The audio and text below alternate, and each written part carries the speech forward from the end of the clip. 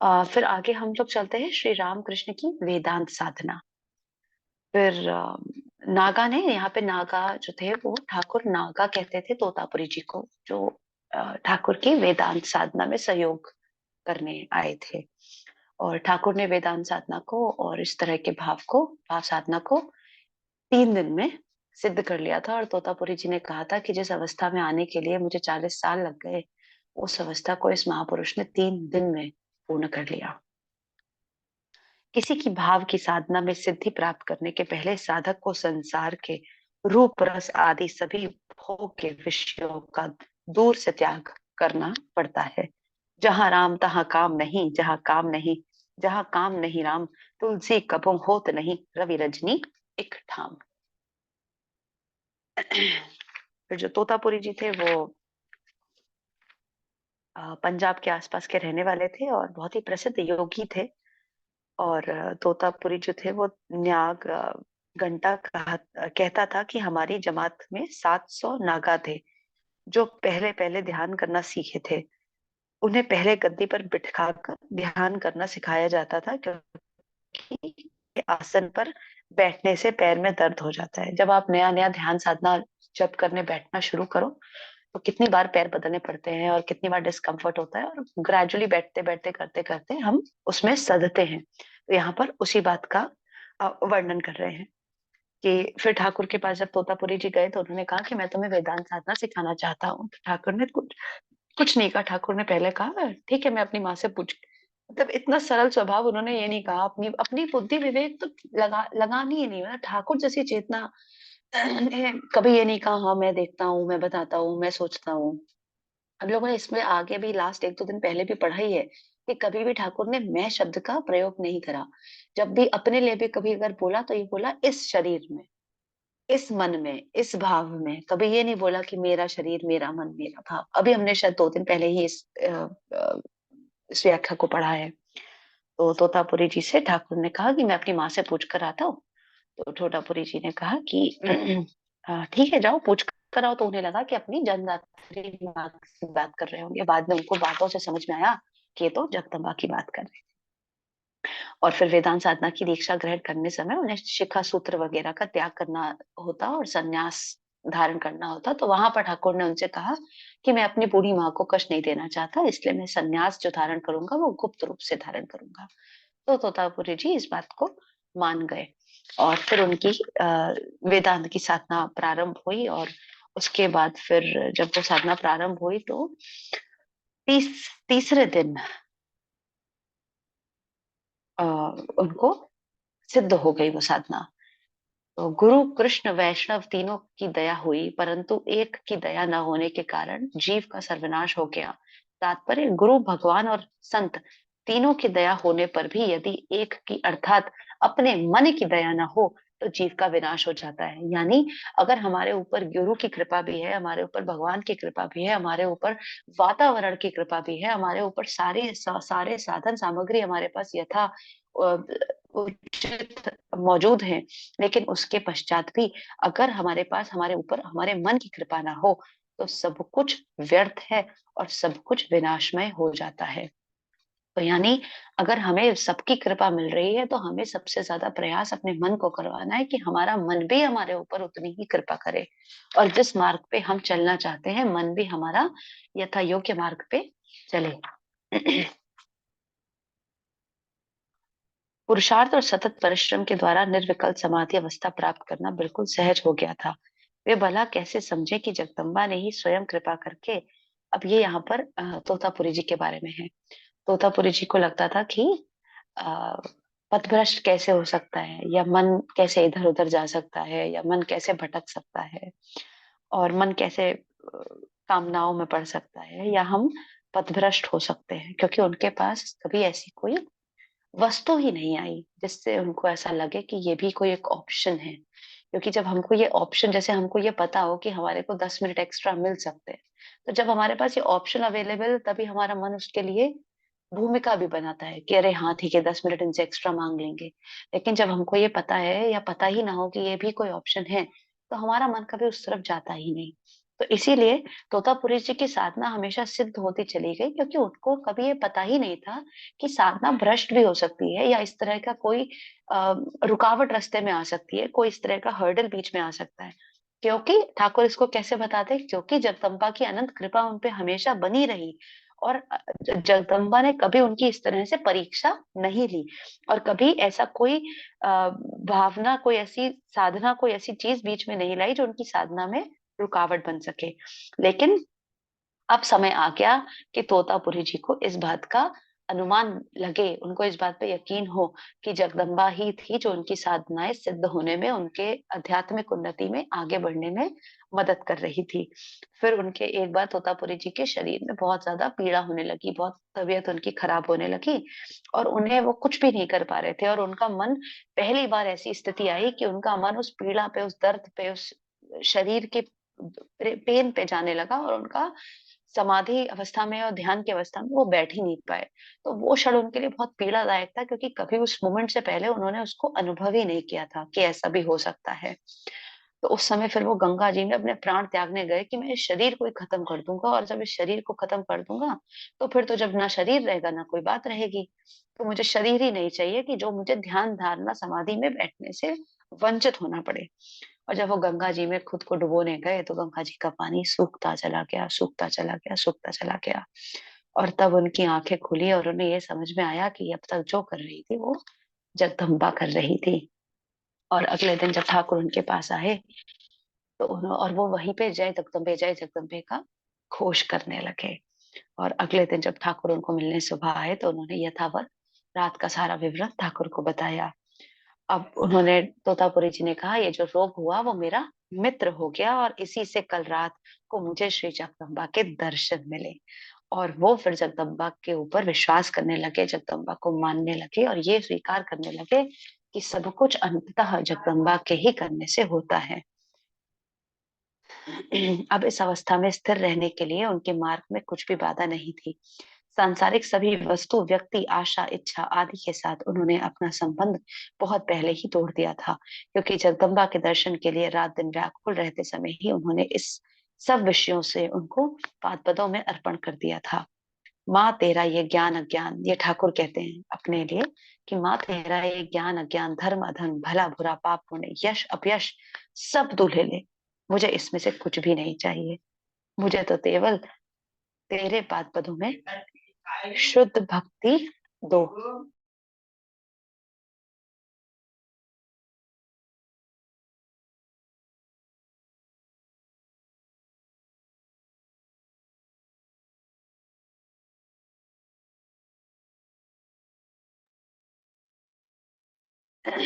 तो ठाकुर कह रहे हैं कि मैंने अपना सब कुछ, पाप पुण्य, यश अपयश, ज्ञान अज्ञान, सब कुछ आपके श्री चरणों में समर्पित करता हूँ, और मुझे इनमें से कुछ भी नहीं चाहिए। मुझे केवल आपके शुद्ध भक्ति चाहिए, इसके पश्चात कुछ भी नहीं। ना मुझे ये चाहिए कि मेरा ये पाप है, ना मुझे ये चाहिए कि मेरा ये पुण्य है। क्योंकि जब हम ये कहते हैं कि ये मेरा पाप नहीं, तो वहां पर भी मैं का भाव तो आता ही है। जब हम ये कहते हैं कि अरे मुझसे क्षमा मत मांगो, मुझसे माफी मत मांगो, हम तुम्हें क्षमा करने वाले कौन होते हैं, वहां पर भी सूक्ष्म स्तर पर हमारा मैं का भाव होता है कि हम अपने आप को कुछ तो मान रहे हैं, और वो जो हम कुछ मान रहे हैं, उस कुछ में इतनी क्षमता नहीं कि वो सामने वाले को क्षमा कर सके। तो अगर हम सूक्ष्म की स्तरों पे जाकर देखें और अंदर खुद को टटोलें, तो एक एक एक एक छोटी छोटी लेयर में भी हमें अपने मैं का भाव पूर्णतः रूप से नजर आने लगेगा। तो ठाकुर हमें यहाँ पर इस बात से शायद यही बताना चाहते हैं कि हमारा मैं, अहम, हर पल हर क्षण माँ को समर्पित होता चले, बस उतना ही जरूरी है।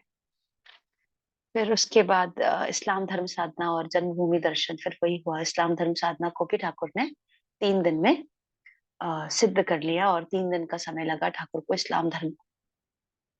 और वो साधना ठाकुर ने इसलिए करी ताकि वो ये जानना चाहते थे कि जितने भी पंथ हैं, वो सब पंथ जा रहे हैं, दिख अलग अलग भले ही रहे हो, लेकिन इन सबका डेस्टिनेशन, इन सबको अंतिम पद तक पहुंचाने का मार्ग एक ही है।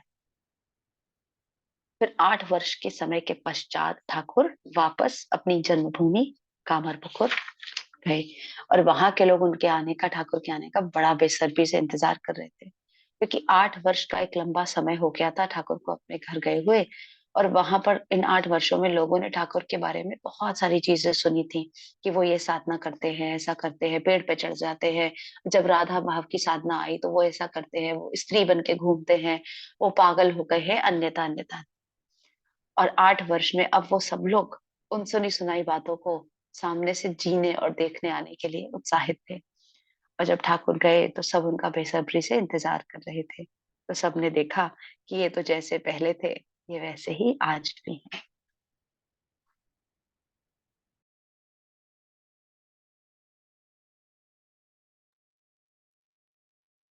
स्त्री के समीप रहते हुए भी जिसका त्याग, वैराग्य, विवेक, विज्ञान ज्यों का त्यों बना रहता है, वही सच्चा ब्रह्म ज्ञानी है। ठाकुर यहाँ पे ब्रह्म ज्ञानी की परिभाषा बताते हैं कि जो एक स्त्री के समक्ष रहते हुए भी त्याग, वैराग्य, विवेक, विज्ञान इन सब में जैसा है वैसा ही यथाचित बना रहे, उसी को हम सच्चा ब्रह्म ज्ञानी कहते हैं। श्री राम कृष्ण को इष्ट देवता जानकर वे आजीवन उनकी पूजा करती रही। ये माँ के रेफरेंस में है कि जब ठाकुर 8 वर्ष के बाद कामरपुकुर गए अपने घर, तो वहां पर माँ भी फिर उनके पास रहने आई, जहां पर माँ को ठाकुर ने बहुत शिक्षा दी, समझाया, पढ़ाया, सांसारिक चीजों के बारे में ज्ञान दिया। और इस समय जब ठाकुर माँ के साथ रहे, इसके बाद फिर माँ के साथ ठाकुर तब रहे जब ठाकुर के पास माँ दक्षिणेश्वर स्वयं चल कर के आई, जब वो 18 वर्ष की आयु की थी, जो हम लोग कल के अध्याय में पढ़ रहे थे।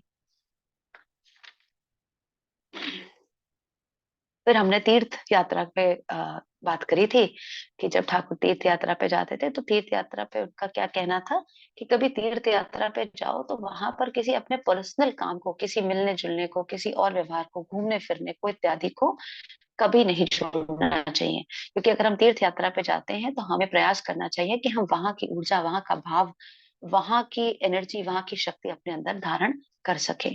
और हम जब अपने इष्ट के तीर्थ पे जा रहे हैं तो हम उनके साथ उपासना के भाव से एक हो सके, उनके साथ तल्लीन हो सके, ना कि हम वहां पर इधर उधर घूमना और इधर उधर की बातों में अपना समय व्यर्थ करें, और वहां की ऊर्जा को अपने अंदर, अपनी अंतःकरण में उतारने का पूर्णतः प्रयास करें। तीर्थों के दर्शन के पश्चात उन्हीं भावों का बारंबार स्मरण मनन करते रहना चाहिए। यानी अगर हम किसी तीर्थ में जाके आए हैं या किसी तीर्थ में हैं, तो हम निरंतर रूप से उस तीर्थ का मनन, चिंतन, स्मरण करते रहें, ताकि हम उसे अपने अंदर आत्मसात कर सके।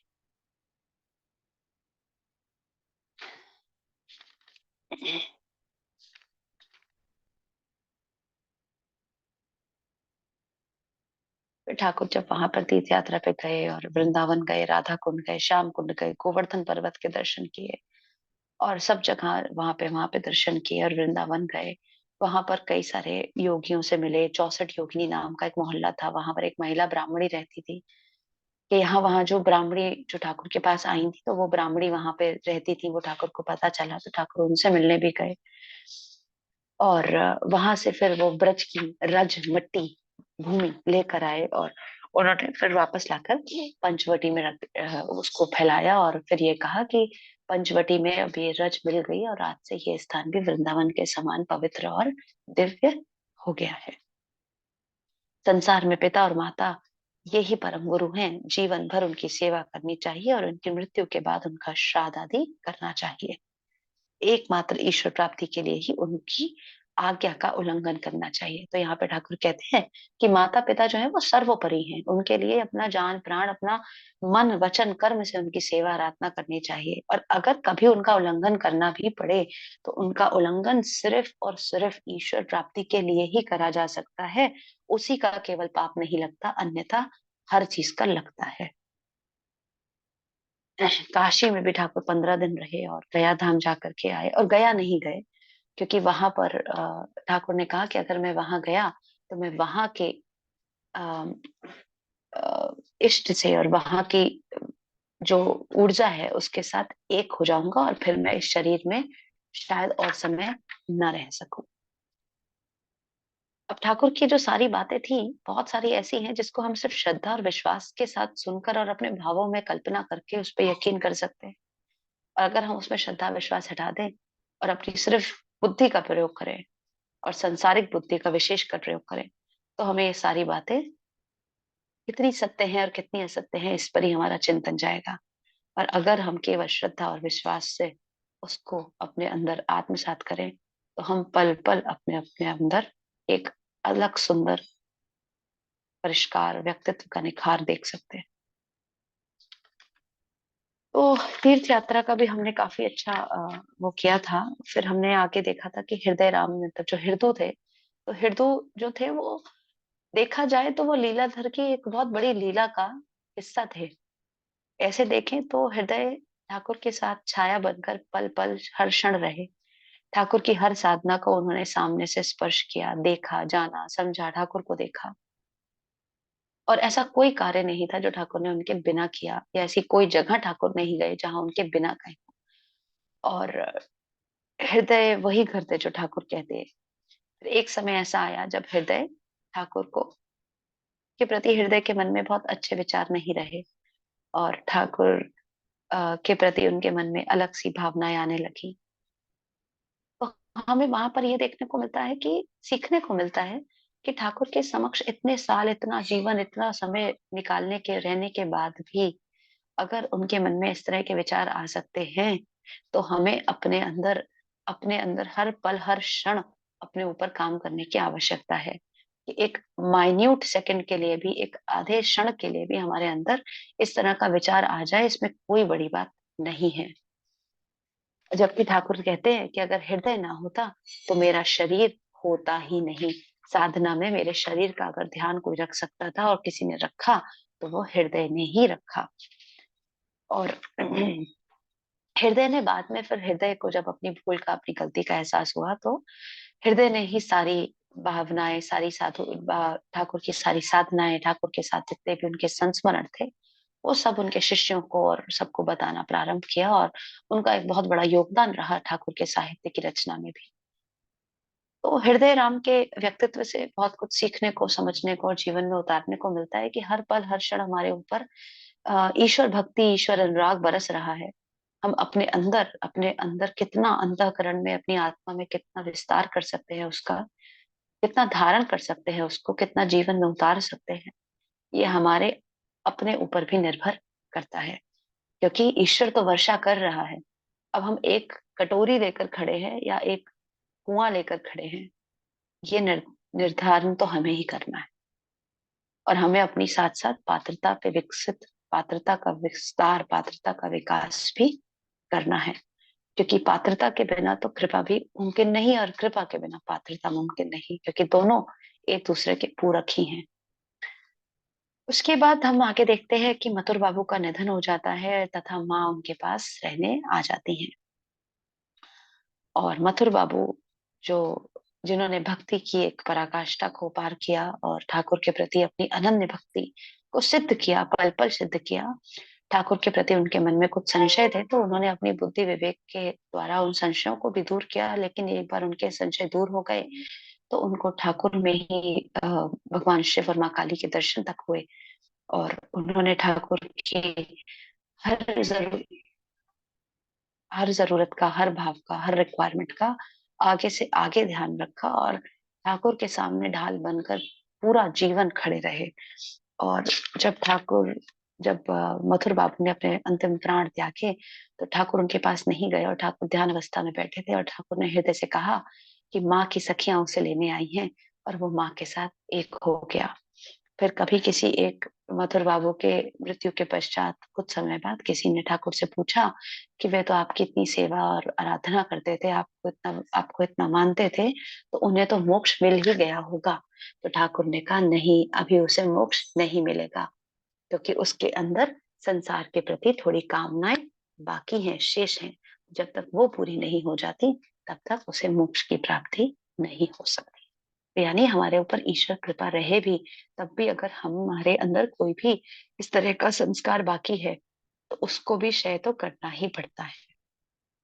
तभी हम ईश्वर के साथ एकीकरण में आ सकते हैं। उसके बाद हमने देखा था कि फिर माँ ठाकुर के पास जाती हैं, और ठाकुर माँ को जब पता चलता है कि सब कह रहे हैं कि ठाकुर बहुत बीमार हो गए हैं और पागल हो गए हैं और ऐसा हो गए, तो उस समय माँ के भाव को समझने का प्रयास करते हैं कि माँ के मन में ये नहीं आया कि अरे ये मेरे पति के लिए ऐसा कह रहे हैं और वो पागल हो गया और मैं कैसे देखूं। माँ के मन में क्या आया कि अगर वो ऐसा है तब तो उन्हें मेरी और भी ज्यादा आवश्यकता है, तब फिर मैं यहाँ क्यों हूं उनसे दूर। तब तो मुझे दक्षिणेश्वर में ही होना चाहिए और उनकी दिन रात सेवा करनी चाहिए। वो दिव्य देवी के ये भाव। और फिर ठाकुर के पास माँ जाती हैं। और जब माँ जा रही होती हैं तो रास्ते में ही वो बहुत बीमार पड़ जाती हैं, क्योंकि इतनी सुविधाएं नहीं होती है मार्ग में, और उन्हें बहुत ज्यादा फीवर आ जाता है, बहुत तेज हो जाता है। और फिर रास्ते में ही उन्हें रुकना पड़ता है, और रात को वो देखती है स्वप्न अ, कि उनके पास एक बहुत काले रंग की लेकिन बहुत दिव्य एक स्त्री आकर के बैठती है, करती है कि तबीयत ठीक होती है। और फिर वो पूछती है माँ शारदा उनसे कि आप कहाँ से आई हैं। तो वो कहती हैं देवी मैं दक्षिणेश्वर से आई हूँ और आपके लिए ही आई हूँ। और फिर अगले एक दो दिन में माँ शारदा ठीक हो जाती हैं और अपनी दक्षिणेश्वर की यात्रा पे आगे की ओर प्रस्थान करके ठाकुर के समक्ष पहुंचती हैं। और जब वो देखते हैं ठाकुर की ये बीमार हैं और इस हालत में मेरे पास आई हैं, तो ठाकुर उन्हें अपने पास अपने ही कक्ष में रुकवाते हैं। और फिर काफी समय तक ठाकुर के पास ही माँ रुकती हैं। ठाकुर उन्हें समझाते हैं, शिक्षा देते हैं, सांसारिक ज्ञान देते हैं, और सारी विद्याओं का उन्हें मार्ग दिखाते हैं। और कहते हैं कि जैसे चंदा मामा जैसे सभी बच्चों के मामा हैं, वैसे ही ईश्वर भी हम सबके अपने हैं। उनकी भक्ति करने का अधिकार हम सभी को है। जो उनकी भक्ति करेगा उसे वह दर्शन देकर कृतार्थ करेंगे ही करेंगे। और ठाकुर फिर आगे माँ शारदा के लिए कहते हैं, अपनी पत्नी के लिए, कि यदि वह इतनी शुद्ध पवित्र न होती और विवेक खोकर उस समय मुझ पर जबरदस्ती करती, तो संयम का बांध टूटकर मुझ में देव बुद्धि का उदय होता या नहीं, ये कौन कह सकता है। विवाह के बाद बिल्कुल व्याकुल होकर मैंने मन जगदम्बा का से प्रार्थना की थी कि माँ मेरी पत्नी के मन में काम भावना को एकदम दूर कर दे। उसके साथ एकत्र रहकर उस समय मैंने ये अनुभव किया कि जगदम्बा ने मेरी उस प्रार्थना को सचमुच सुन लिया है। फिर ज्येष्ठ की अमावस्या थी, इसी के आगे हम लोग चलते हैं। हम लोगों ने यहाँ तक का कर लिया था। ज्येष्ठ की अमावस्या थी, फलहारिणी कालिका की पूजा का पुण्य दिवस। दक्षिणेश्वर के काली मंदिर में भी इस उपलक्ष्य में महोत्सव था। स्वयं श्री जगदम्बा की पूजा करने की इच्छा से ठाकुर ने पूजा की सामग्री एकत्र करना आरंभ किया। परंतु आज की पूजा की तैयारी मंदिर में न होकर उन्हीं की इच्छा के अनुसार गुप्त रूप से उनके कमरे में हो रही थी। देवी के बैठने के लिए एक सुंदर पीढ़ा सजा कर रखा गया। धीरे धीरे दिन डूब गया और रात हुई। अमावस्या की कालिमा सर्वत्र फैली हुई थी। आज मंदिर में देवी की विशेष पूजा रहने का कारण ठाकुर के लिए पूजा की सभी तैयारी ठीक ठीक करके हृदय जगदम्बा के मंदिर में चले गए। श्री राधा गोविंद जी के मंदिर में रात्रि की पूजा निपटाकर वहां का पुजारी ठाकुर की सहायता के लिए आया। पूजा की सब तैयारी होते होते 9 बज गए। पूजा के समय अपने कमरे में उपस्थित रहने के लिए ठाकुर ने अपनी पत्नी को संदेशा भेजा, जिससे वे वहां आ गईं। सब तैयारी हो चुकी है, ये देखकर ठाकुर पूजा करने बैठ गए। सारी पूजा सामग्री की शुद्धि करके ठाकुर ने अपनी पत्नी से श्री जगदम्बा के लिए रखे हुए आसन पर बैठने के लिए संकेत किया। ठाकुर के इस कृत्य का थोड़ा बहुत अर्थ पहले ही उनके ध्यान में आ जाने से उन्हें अर्धबाह्य अवस्था प्राप्त हो गई थी। अतः मैं क्या कर रही हूँ इसका ठीक ठीक ध्यान न रहते हुए ही वह मंत्र मुग्ध की तरह आसन पर पूर्व विमुख में बैठ गई। पास ही रखे हुए कलश में से पानी लेकर ठाकुर ने उन पर यथाविधि सिंचन किया। तदंतर मंत्रोच्चारण समाप्त करके वे प्रार्थना मंत्र करने लगे। हे बाले, हे सर्वशक्ति आदर श्री माता, त्रिपुरा सुंदरी, सिद्धि का द्वार उन्मोचित करो। इसके शरीर मन को पवित्र करके इसके अंदर आविर्भूर हो सर्व विधि कल्याण करो। इसके बाद ठाकुर ने अपनी पत्नी का साक्षात जगदम्बा ज्ञान से षोडशा पूजन किया और नैवेद्य निवेदित करके उसमें से सब पदार्थों का थोड़ा थोड़ा अंश अपने हाथ से उनके मुंह में डाला। ये सब विधि पूर्ण होते होते शारदा देवी को समाधि लग गई। अर्धबाह्य दशा में मंत्रोच्चारण करते हुए ठाकुर भी समाधिमग्न हो गए। देवी और उनके पुजारी दोनों ही एक रूप हो गए। काफी समय बीत गया। रात्रि का द्वितीय प्रहर बीतकर भी बहुत समय हो गया। तब कहीं ठाकुर की समाधि उतरी। पूर्ववत अर्धबाह्य दशा प्राप्त होने पर उन्होंने देवी को आत्मनिवेदन किया। तदंतर अपनी जप की माला, अपनी साधनाओं के फल इत्यादि सब कुछ देवी के पाद पदों में स्थायी रूप से निवेदित करके पुनः मंत्रोच्चारण करते हुए वे उन्हें प्रणाम करने लगे। हे सर्व मंगल मंगले, हे सर्व कर्म निष्पक्ष कारिणी, हे शरणदायिनी त्रिनयनी शिव गेहिनी गौरे, हे नारायणी तुम्हें प्रणाम है, तुम्हें मैं प्रणाम करता हूँ। पूजा समाप्त हुई। मनुष्य देह धारिणी श्री जगदम्बा की पूजा करके ठाकुर ने अपनी अलौकिक साधनाओं की परिसमाप्ति की। इस षोडशी पूजन के बाद लगभग 5 माह तक शारदा देवी ठाकुर के समीप रही।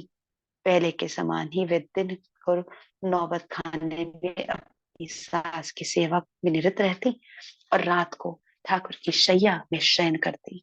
ठाकुर रात दिन समाधि मग्न रहते थे और कभी कभी उन्हें ऐसी गहरी समाधि लग जाती थी कि उनके शरीर पर मृत व्यक्ति के लक्षण दिखाई देते। ठाकुर को किस समय कैसी समाधि लग जाए इसका कोई ठिकाना नहीं। इस डर से शारदा देवी को सारी रात नींद नहीं आती थी। एक दिन तो बहुत समय बीत गया परंतु फिर भी समाधि नहीं उतरी। इससे भयभीत होकर वे हृदय को नींद से जगा लाई। हृदय ने आकर बहुत देर तक उनके कान में नामोच्चारण किया, तब उनकी समाधि उतरी। यह जानकर कि उनकी समाधि के कारण प्रतिदिन शारदा देवी को नींद नहीं आती, ठाकुर ने उन्हें रात को अपनी माता के पास नौबत खाने में सोने के लिए कह दिया। इस प्रकार 1 वर्ष और 4 महीने दक्षिणेश्वर में बिताकर शारदा देवी कार्तिक मास में कामरपुकुर लौट गई।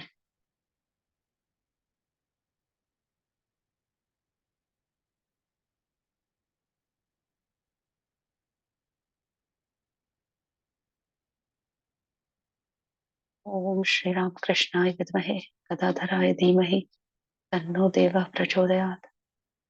ओम श्री शारदा स्वरूपाय विद्महे श्री भगवती रूपाय धीमहि तन्नो श्री शारदा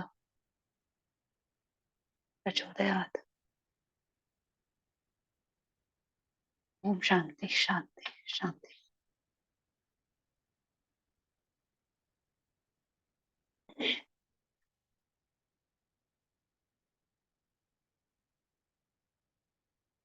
भव सागर तारण कारण है, रविनंदन बंधन बंधन है।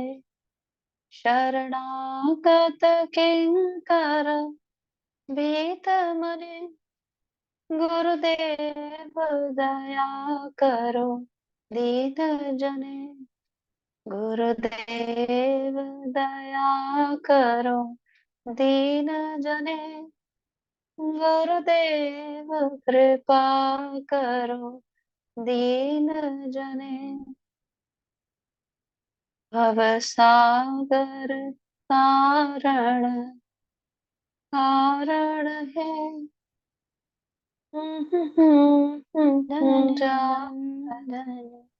खंडन है।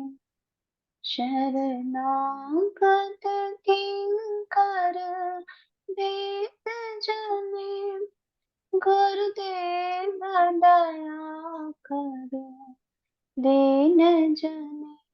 गुरुदेव कृपा करो ज्ञानने, गुरुदेव दया करो दीन जने। हृदि कंदन तामस भास्कर है, तुम्हें विष्णु प्रजापति शंकर है।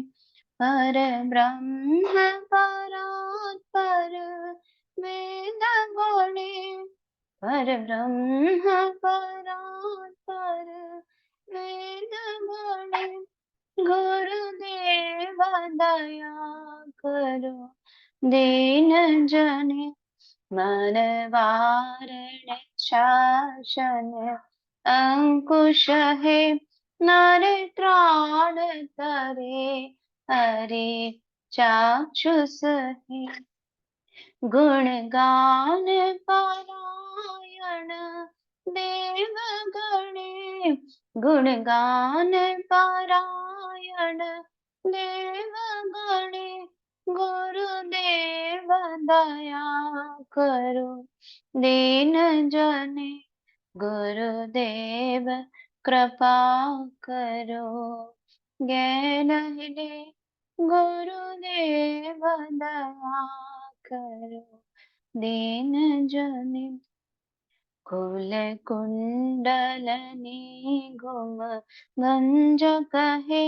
हृदय ग्रंथि विदारण कारक है मम मानस चंचल रात्र दिने मम मानस चंचल रात्र दिने गुरुदेव दया करो दीन जने रिपुसूदन मंगल नायक है सुख शांति वराभय दायक है त्रयताप हरे तव नाम गुणे त्रयताप हरे तव नाम गुणे गुरुदेव दया करो दीन जने अभिमान प्रभाव विमर्दक है गतिहीन जने तुम्हें रक्षक है चित शंकित वंचित भक्ति गणे चित शंकित वंचित भक्ति जने गुरुदेव दया करो दीन जने गुरुदेव कृपा करो दीन जने गुरुदेव दया करो दीन जने तव नाम सदा सुख साधक है पतिताधम मानव पावक है महिमा तव गोचर शुद्ध मुनि महिमा तव गोचर शुद्ध मुनि गुरुदेव दया करो दीन जने जय सद्गुरु ईश्वर प्रापक है भव रोग विकार विनाशक है मम चैन रहे तव श्री चरणे मम चैन रहे तव श्री चरणे गुरुदेव दया करो दीन जने गुरुदेव कृपा करो दीन जने गुरुदेव दया करो दीन जने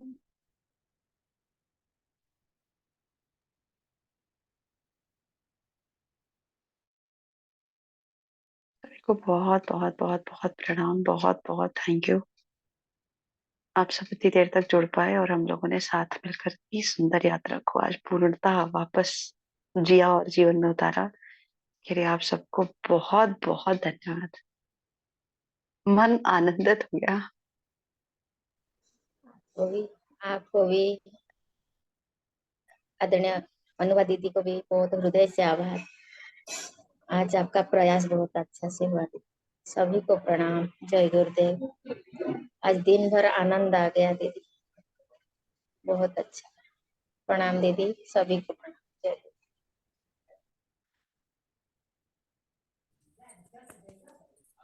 प्रणाम दीदी। हाँ दीदी प्रणाम। बहुत बहुत अच्छा रहा, और शुरू से अंत तक। और ये वाला गाना तो सच में बहुत अच्छा है। सुनने के बाद तो मन करता है ना कि ध्यान में चले जाओ, और सामने जैसे लगता है विवेकानंद घुटने पे बैठे हैं दीदी। मुझे वो सीन वही याद पड़ता है कि जब मैं बहुत बार इसको पूछने की कोशिश की, इसका मतलब क्या होता, मतलब क्या होता। मैं एक दिन ऐसे करते करते इस गाने को सुन रही थी जो आपने बोला। अब वो मुझे ऐसा लगा कि मतलब अच्छा लो सुनना चाहते हो इसका मतलब। और ये कि एक शब्द का वर्ण जैसे मुझे सब है कि क्या मुझे है क्या याद है चीज दीदी, है। वो ठाकुर ने हाँ, आपके लिए भिजवाया था, मुझे हाँ, याद है। अच्छा। वो मुझे तो ये गाना मुझे बहुत पसंद है, और जब मैं बहुत बेचैन होती हूँ ना, मैं इसको सुन लेती हूँ, मेरा दिमाग एकदम शांत हो जाता है बहुत ज्यादा। आप ना वो मुझे वापस शेयर कर देना, मेरे पास से शायद कहीं चला गया है। तो जो मैंने आपको भेजा था वो आप मुझे भेज देना। अच्छा दीदी, ठीक है दीदी, भेजूंगी। ठीक है। बहुत ही सुंदर था आज का क्रम, तो आप सबको बहुत बहुत प्रणाम, बहुत सारा थैंक यू। मजा आ गया अंदर तक, तो मेरे को मन कर रहा है कितना चार्ज हो गया।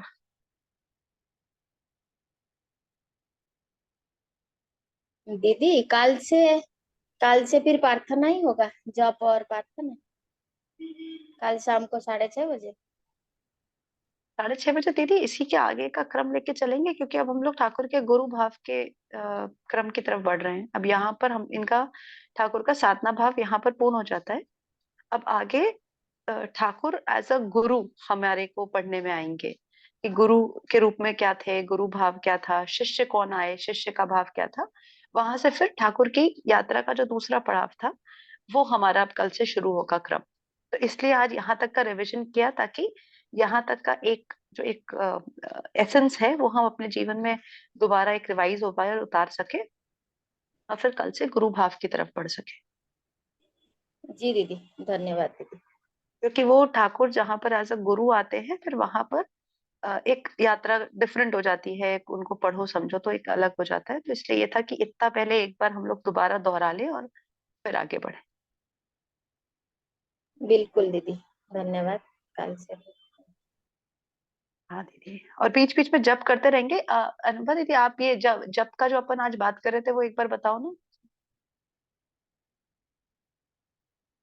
आप नहीं बता दो, आप बताओ। ठाकुर के बाद में मौन नहीं रहना होता है, हम भी मौन हो जाएंगे लो।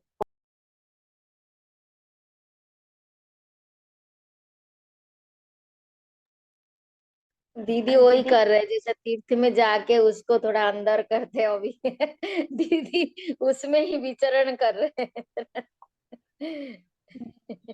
अब ये बोल रहे हैं कि मतलब हम लोग अभी नवरात्रि में भी ना जैसे टाइम रहेगा तो लॉग इन करके हम लोग जप कर लेंगे।